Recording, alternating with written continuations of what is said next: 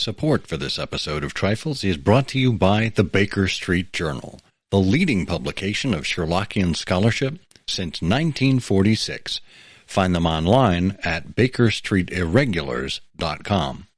And also by the generous support of listeners like you who choose to support us at Patreon for as little as $1 a month. Patreon.com/trifles. Welcome to Trifles, a weekly podcast about the Sherlock Holmes stories. It is, of course, a trifle, but there is nothing so important as trifles. Yes, the cyclist was solitary, the bachelor was noble, and the resident was patient, but there are so many other details to pick apart in the stories. Pray, be precise as to details. You know the plots, but what about the minutiae? On which 3 continents did Watson have experience of women? When did 221B Baker Street first get telephone service?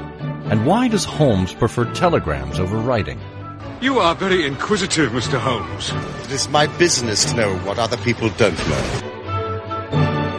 Scott Monty and Burt Wolder will have the answers to these questions and more in Trifles.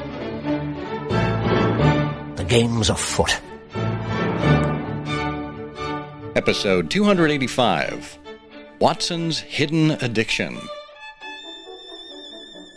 Hello and welcome to Trifles, the Sherlock Holmes podcast, where we look into the details in the Sherlock Holmes stories. I'm Scott Monty. I'm Burt Wolder. And Burt, what are you hiding from me today? Well, I've got, you can pick my right hand or my left hand.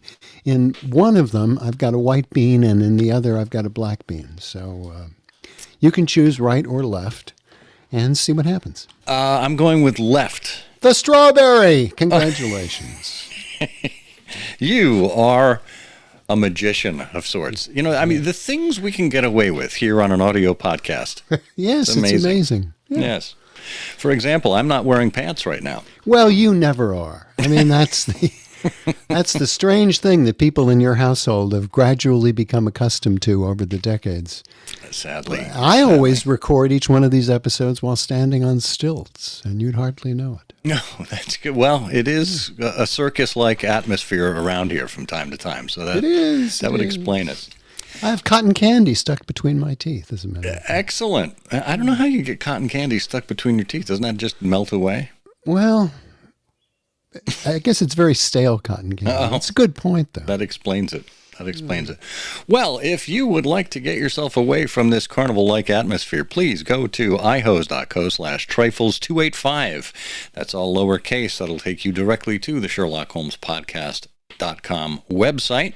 You can browse around there, check out our archives, see what we've covered in the previous 5 seasons of this. If there's something that you wished we had covered, or that you wish we had covered, please let us know. You can email us at trifles@ihearofsherlock.com. And don't forget that we have another show called I Hear of Sherlock Everywhere.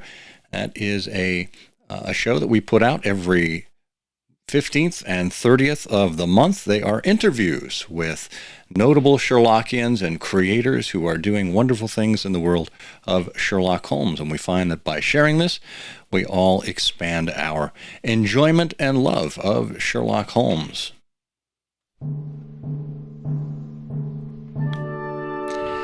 Well, this is the 3rd episode of the month, and that means it is our master's class, where we take a particularly masterful piece of Sherlockian scholarship and discuss it together. It's perhaps a paper or an entry that you may not have seen before, perhaps you don't have access to. And in this case, we've chosen a piece from A Remarkable Mixture, which is a book edited by Stephen Rothman, the editor of the Baker Street Journal. I think this is from the book's from 2007, but it collects all sorts of well-known or well-respected scholarship, particularly from the Morley-Montgomery Award winners. That is the best article from the Baker Street Journal from any given year. And in this case, we have an entry by Susan Rice called Watson's Hidden Addiction, which appeared in the Baker Street Journal in 1997. Bert, how about kicking us off? I'd be delighted to. Watson's hidden addiction, the wonderful thing. Just to give our listeners another look at the subtext here, what we've been trying to do, among other things in this series, is to, in addition to sharing these bits of scholarship which are harder to find and which are really great examples of playing the game, imagining that Sherlock Holmes and Dr. Watson are real people, and what conclusions can you draw from that? One of the things we're trying to do is encourage you, the listener, to play the game and to write your own essays along these lines for the Sherlock Holmes Journal or the Baker Street Journal or your own Scion Society publication. And so we've looked at different techniques as we've selected some of these papers, including taking a completely revisionist or upside-down look at a story. Well, here in Susan Rice's Watson's Hidden Addiction, you've got another really interesting approach, and it's the approach of importing into an essay about Sherlock Holmes something you've noted in other literature. And we will get to that in a moment. But Susan starts Watson's Hidden Addiction by reminding us about the game. She says, one of the pleasures of doing this, believing in the objective reality of Holmes and Watson, is enjoying how these two friends change over the years. And so that's really what her paper is all about. And she does give the surprise away a little bit, because in her first paragraph of the essay, she says, the encounter with Moriarty at Reichenbach gave Sherlock Holmes a harrowing experience that nearly claimed his life, but we have not spent any time, she says, looking at Watson. What was the impact of this on Watson, and how did it affect Watson as he went back to his life in London? And the answer, she says, is, I believe, she says, Watson struggled with an addiction to gambling, and we can discern the two directions his addiction took, the turf and the billiard table. And she goes on to say, now what I'm going to do here in the essay, she sort of sets the ground rules, is I'm going to be very flexible about chronology. And the only thing that I'm really interested in is whether or not an event or a statement occurred before or after Reichenbach. So she says right away, I'm making a very selective use of chronology. And I suppose that's to get out ahead of people who might be sitting there with a pencil and a pad and saying, now, wait a second, Rice, this didn't happen precisely in that month, and so on. So she lays the ground rules down, and then she gets into the meat of the essay. She says, let's start by looking at horse racing. And she starts with Sherlock Holmes. She says, well, now, if you go to Silver Blaze, most chronologists think that took place in 1888. And Holmes seems very well informed and experienced about horses in 1888. And not only that, she says, if you think about Scandal in Bohemia, Holmes also is very experienced about horses. For example, at Scandal in Bohemia, he looks out the window at the prince's carriage and the pair of horses and immediately estimates the horses' worth at £150 each. And also, he's comfortable enough around horses to impersonate a groom in the same adventure. And by the way, in the Blue Carbuncle, he knows the sporting magazine Pinkun, and he also knows how to draw out a betting man. So Holmes, she says, seems very familiar with horses and the turf and betting. But then she says, not Watson at all.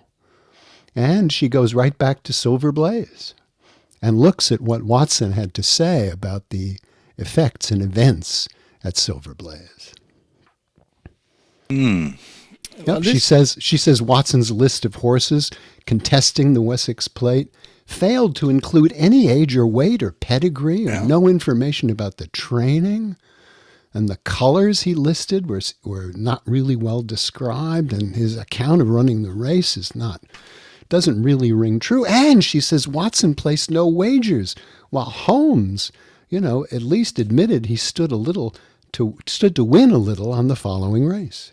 Yeah, that was key. You know, if Watson was having his difficulty with addiction to gambling, I mean, what better opportunity than the Wessex Cup, where he seemingly had some inside information and could have pressed Holmes for inside information and really cleaned up.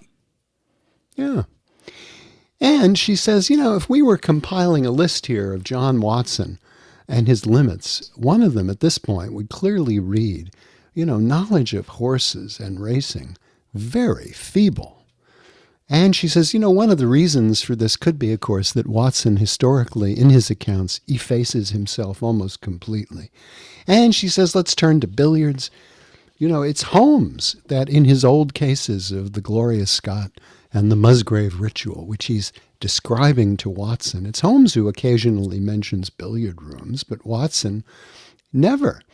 And except for the mention of the billiard marker in the Greek Interpreter, which, by the way, also appears as something Holmes says rather than Watson observes, Watson does not mention billiards again for 16 case-filled years. So Watson also seems to be indifferent to billiards. So if we had this list of Watson, his limits, you know, we'd have to also put in interest in billiards, 0. Yeah, exactly. And these are two, I mean, aside from gambling on cards, which we saw happen, certainly in The Empty House, and there might have been a wake-up call to Watson himself. But, you know, this would seem to be an easy temptation for a man of leisure like Dr. John H. Watson, at least when he wasn't in active practice. Just, you know, hanging about Holmes's, or he and Holmes's flat. This, I mean, it stands to reason why Watson asked Holmes to lock up his checkbook. Yes, well, now that's the good point, because Susan then says, so let's turn our attention in 1902 in the case of Shoscombe Old Place. Boy, what a change. In Shoscombe Old Place, Holmes asks Watson if he knows something about horse racing. And Watson says, oh, I know a lot about it. I pay for it with about half my wound pension. Wow, is that the same Watson, she says, who was so ignorant when Silver Blaze came along 14 years earlier?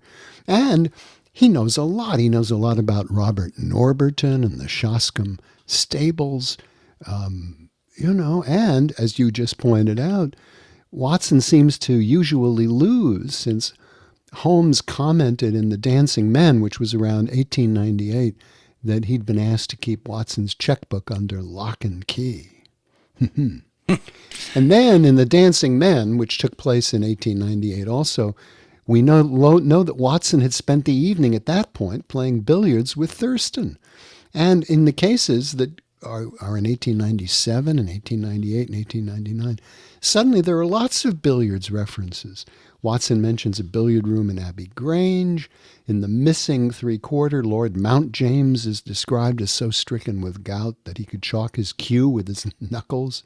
And in The Hound of the Baskervilles, Watson and Sir Henry retire to the billiard room. So by this point, she says, Watson is a serious bettor on horses and he's a player of billiards. And this has been a big change. How did he become a gambling man? What could have caused this? And yeah, and I think that's the perfect place for us to pause and consider what could have happened that changed Watson's behavior such. Why don't you give that a little thought, and we'll come back and see if we can't address it. Stay tuned. When you're looking for reference material regarding the Sherlock Holmes stories, the Baker Street Journal has been providing thoughtful articles since 1946. The topics range from the trifling to deep conundrums, but they all center around Sherlockian scholarship. And maybe you've been subscribing for years, or maybe you have yet to subscribe. But there's one resource that can make your research easier to do. The EBSJ. The EBSJ is an electronic copy of all the back issues of the Baker Street Journal from its inception in 1946 through 2011 in PDF format. That's 276 issues with more than 18,000 pages, spanning the old series to the new series, the Christmas annuals, all the way through 2011. It's entirely searchable, so you can find what you need in just seconds. Check out the EBSJ on BakerStreetIrregulars.com today. And we're back picking up with the question that Susan Rice left us with. What could have caused this deep and significant alteration in the behavior of John H. Watson? And before we get to that, I just want to make a note that there was a strain of addiction in Watson's family. We already know that his brother was an alcoholic. And it's commonly understood that addiction is part of our chemical makeup, part of the mental makeup of the brain. And it is not unlikely that Watson and his brother could have shared this genetic tendency toward addiction. And again, it could have been something from their upbringing, could have been something neurochemical related, but Watson, given the circumstances, given the right circumstances, I should say, could be provoked, shall we say, into addiction. And here Susan leads us into an interesting diagnosis, and she said she thinks it's called the Flitcraft syndrome. And she says you won't find it in any of the great Sherlockian references. It's not in the annals of psychotherapy. You won't learn of it in scientific journals, nor even the latest crop of self-help bestsellers. No, she says the Flitcraft story was brought to life by none other than Dashiell Hammett in The Maltese Falcon. Now, for folks who know The Maltese Falcon from the screen version, you won't find it there either. It's actually in the book. And it is early on when Sam Spade returned to his apartment with Bridget O'Shaughnessy, waiting for that phone call from Joel Cairo. And he starts talking about this guy named Flitcraft who disappeared after leaving his Tacoma insurance office for lunch. And he didn't show up for golf at 4 like he normally did. He just went away, like a fist goes away when you open your hand. Just disappeared. And in describing it, and Susan has an excerpt from The Maltese Falcon here, what it comes down to is Flitcraft had been walking down the street. Sam Spade ran into him years later in Tacoma, or in Spokane, I think.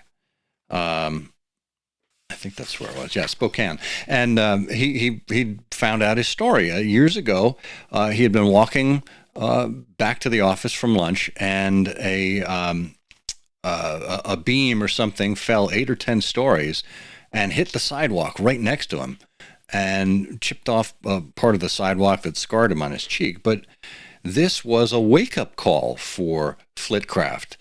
He was just amazed that life, that he knew it up until then, had been clean and orderly, and a falling beam had shown him that life was fragile. It wasn't predictable. And his life as a good citizen and father could just be wiped out in between the office and restaurant simply by the accident of a falling beam. And he knew that men died haphazard like that and lived only while blind chance spared them. Dashiell Hammett writes. And then he says it was not primarily the injustice of it that disturbed him. He accepted that after the first shock. What disturbed him was the discovery that in sensibly ordering his affairs, he had got out of step and not into step with his life, or with life. He knew that before he had gone 20 feet from the fallen beam, he would never know peace again until he adjusted himself to this new glimpse of life. By the time he had finished lunch, he found his means of adjustment. Life could be ended for him at random by a falling beam, so he would change his life at random by simply going away. And he went to Seattle that afternoon, wandered around San Francisco for a couple of years and back to the Northwest, and that's where Sam Spade ran into him. And he said he wasn't sorry for what he had done. It seemed reasonable enough to him. I don't think he even knew he had settled back naturally into the same groove he had jumped out of in Tacoma. But that's the part of it I always liked. He adjusted himself to beams falling, and then no more of them fell. And he adjusted himself to them not falling. And that's just a lovely reference. And that's what we referred to earlier at the start of this, where Susan has now incorporated this example, including the quotation from Dashiell Hammett from the Maltese Falcon, as a reason that might explain the increased prevalence of billiards and horse racing and gambling in Watson's behavior. And Susan says John Watson, unlike Flitcraft, did not experience falling beams. He experienced a falling friend. And in the final problem, he returned from that bogus errand to the Englischerhof and found that his closest friend, the best and wisest man he had ever known, had suffered a dreadful death, plummeting into the devil's cauldron of Reichenbach Falls. And Watson had built his life around the life of his friend Sherlock Holmes. And then, like Flitcraft, she says, but even more literally, Watson was forced to gaze into the abyss. He saw that the safe, roast beef and potatoes life he cherished did not really exist at all.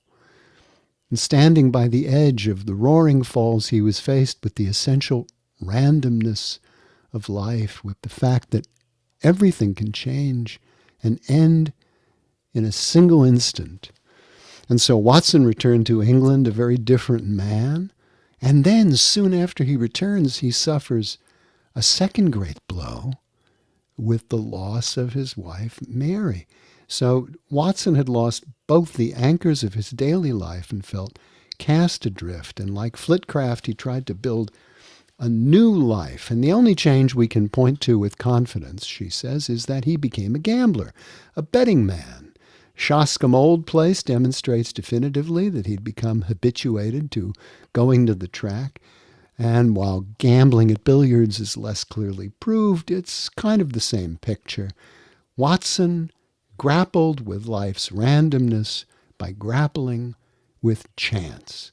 And his experience at Reichenbach forced him to see life as a gamble, and so he embraced gambling as a way of life. Yeah, and we know that Holmes, when he returned from the Reichenbach, from his travels in the empty house, told Watson that work is the best antidote to sorrow.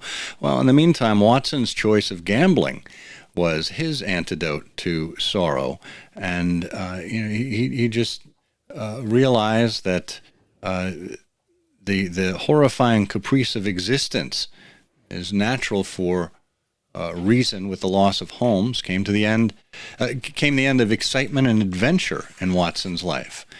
Now, Watson was a man who craved danger. Think about how he was in India or Afghanistan serving. And we certainly get a glimpse of this in the modern BBC series, how Watson was simply craving danger and excitement. And Susan writes, he was always willing to set aside his practice to meet peril at his friend's side. But he saw that possibility die with Holmes in the Falls. In gambling, he sought some semblance of that danger in putting his hard-earned money on the line. And this is interesting, too, because to me, he could have just as easily turned to drink as his brother did. But this aspect of addiction came with a sense of risk and with danger and excitement that simply drinking would not have done. So Watson faced a similar necessity to Flitcraft. When he adjusted himself to beams falling and then adjusted himself to beams not falling, Watson faced a similar necessity when Holmes returned. Suddenly, life was not so random, and he learned with Holmes's return that good did triumph and wickedness perish at Reichenbach. But Watson had to adjust to life with Holmes again. And he didn't tell us what had happened in the interim, what he was doing as Holmes was flitting around Europe and the rest of the world as Sigerson. But he, as he squelched his new fascination with wagering, with his usual bulldog determination, we see very little of it in the adventures composed after the return. His gambling fever was a short-lived phenomenon, though without the help of a 12-step program. He was still wrestling with this desire to bet in 1898, and that's when he had left his checkbook in Holmes's keeping.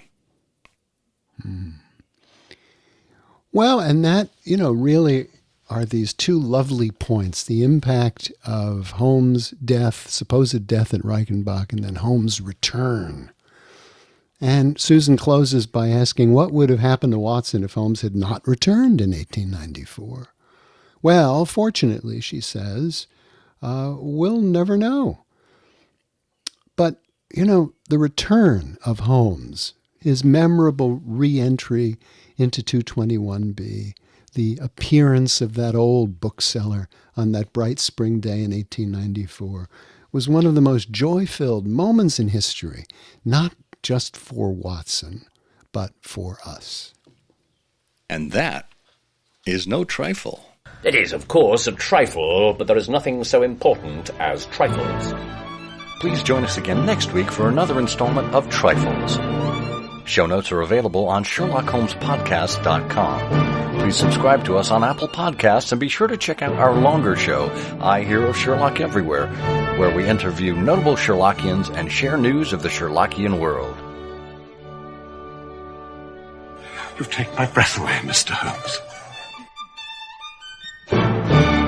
You had chalk between your forefinger and thumb when you returned from the club last night. You put chalk there when you play billiards to ease the cue. You never play billiards except with Thurston. Now, Thurston, you told me 4 weeks ago, had an option on some South African security which expired in a month and which he desired you to share with him. Your checkbook is locked in my drawer, and you have not asked for the key, so you do not propose to invest your money in that manner. How absurdly simple.